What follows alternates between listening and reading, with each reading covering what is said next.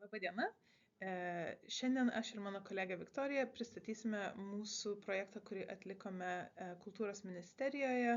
Tai veiksmingos kalbinės ir sociokultūrinės užsieniečių integracijos sistemos kūrimas. Kodėl ši tema tokia aktuali šiuo metu? Tai, kaip žinome, per pastaruosius maždaug 5 metus imigracija į Lietuvą smarkiai pakilo, ji išaugo beveik 3 kartus nuo 2020 iki 2025. Taip pat šiais metais įsigaliojo valstybinės kalbos įstatymo pakeitimas, kuris reikalauja, kad asmenys parduodantis prekes ir teikiantis paslaugas aptarnautų valstybinę kalbą. Tad griežtėjant reikalavimams mokėti kalbą užsieniečiams 19 ir 20 vyriausybė 2025 metais įpareigojo būtent Kultūros ministeriją koordinuoti užsieniečių kalbinės ir sociokultūrinės integracijos sistemos kūrimą, kuris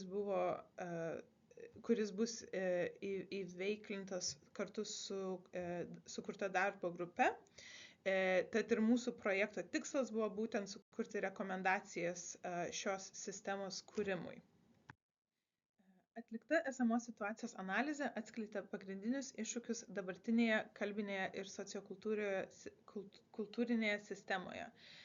Tai visų pirma radome, kad integracijos pastangų ir iniciatyvų jau vyksta daug, tačiau trūksta visų tų veiklų koordinavimo, kadangi nėra vienos pagrindinės centralizuotos institucijos už tai atsakingos. Taip pat daug šios srities iniciatyvų yra projektinės, tai reiškia, kad po projekto pabaigos, jeigu baigėsi finansavimas, nebus užtikrintas šių veiklų tęstinumas. Ir taip pat, nors šių veiklų, kaip sakome, yra daug, tačiau trūksta informacijos sklaidos apie visas skirtingas iniciatyvas tiek patiems užsieniečiams, tiek organizacijoms, kurios dirba su jais tiesiogiai. Tad gali susidaryti įspūdis, kad tų veiklų ir pastangų nevyksta pakankamai Lietuvoje. Taip pat trūksta prieinamesnių kalbos mokymų kursų tiek finansiškai, tiek pagal skirtingas tikslinės grupės ir jų kokybės užtikrinimo. Ir paskutinis iššūkis, tai buvo pastebėta, kad darbdavių integracijos potencialas lieka neišnaudotas. Mes apie tai daugiau sužinojom per mūsų darbdavių apklausą.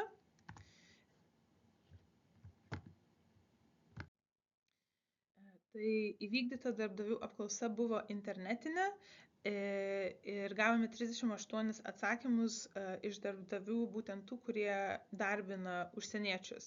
Ir bandėme išgirsti tiek iš darbdavių, kurie vykdo aptarnavimo paslaugas, bet ir apskritai iš kitų sektorių taip pat. Tyrimo tikslas buvo geriau suprasti, kokios priemonės ir informacija yra reikalingos darbdaviams ir kokias iniciatyvas jie jau vykdo savo darbovietėse. Ir ką mes radome, pagrindinės 3 temos, tai buvo, kad darbdaviai dažniausiai domisi užsieniečių teisinėmis pareigomis tik tais atvejais, kai jos yra tiesiogiai aktualios jų organizacijai, o nebūtinai patiems užsienio darbuotojams. Taip pat darbdaviai sakė, kad jiems trūksta ne tik informacijos visokių vienlapių arba apmokymų, bet ir konkrečių įrankių bei paskatų aktyviau ir nuosekliau remti užsienio kilmės darbuotojų integraciją. Tai reiktų pamastyti, pavyzdžiui, apie finansinės paskatas darbdaviams. Tačiau vis dėlto tyrimas atskleidė, kad maždaug pusė respondentų, pusė darboviečių, kurie jau vykdo įvairias integracinės iniciatyvas, tai pagrinde buvo mentorystės programos arba kažkokia pagalba lietuvių kalbos mokymuisi.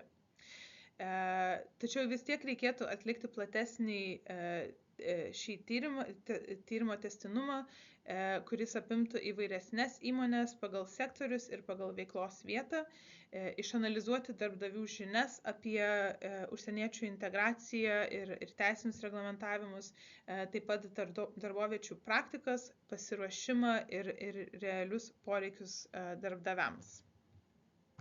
Taip pat atlikome ir Lietuvoje gyvenančių užsieniečių apklausą.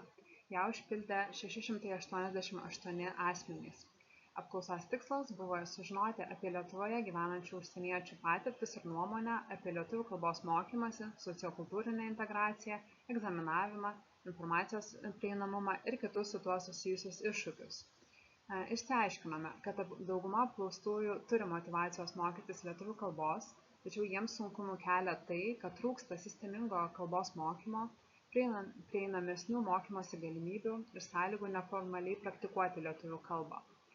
Taip pat paaiškėjo, kad sociokultūrinės žinias mūsų apklaustieji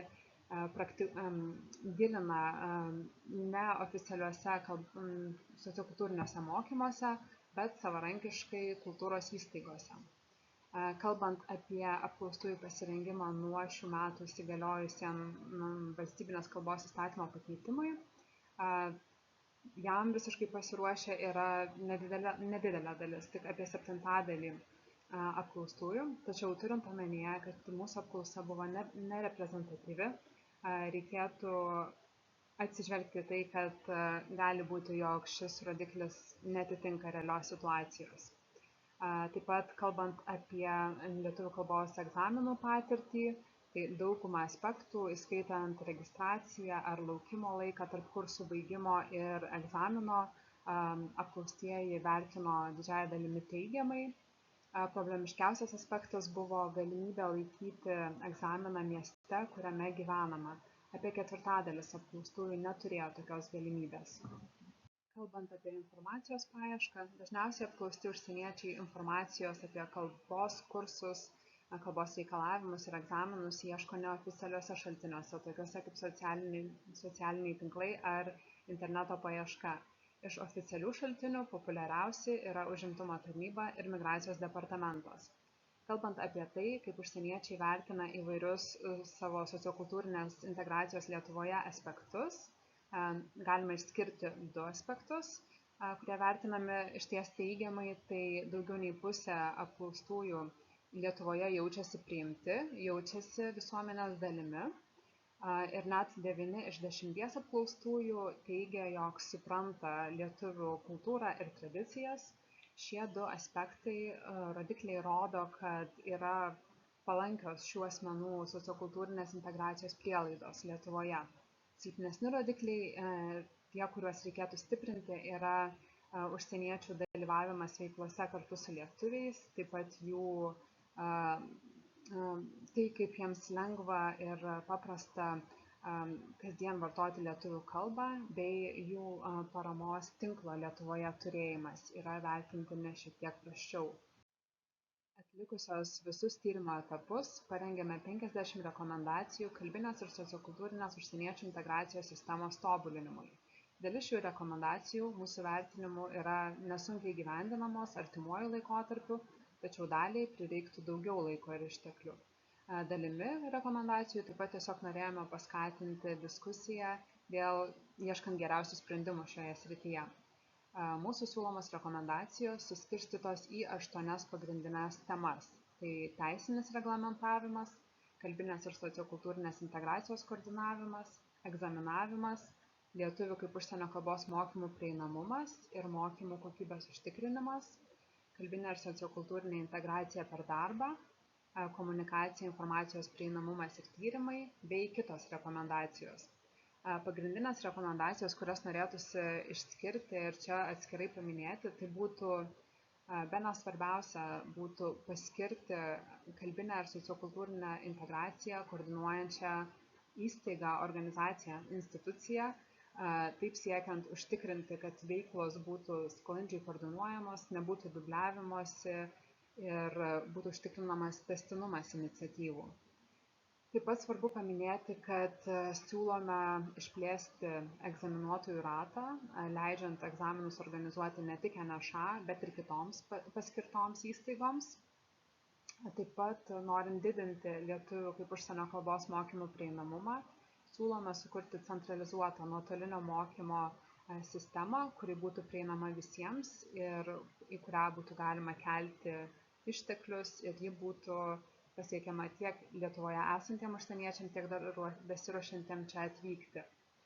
Ir taip pat manome, kad labai svarbu paminėti, jog siūlome ieškoti paskatų, kurias valstybė galėtų teikti darbdaviams, siekdama juos paskatinti aktyviau teikti kalbinės ir sociokultūrinės integracijos paslaugas savo darbuotojams užsieniečiams. Parengtos rekomendacijos buvo pateiktos integracijos ekosistemos dalyvių vertinimui per viešąją konsultaciją, kuri vyko Kultūros ministerijoje.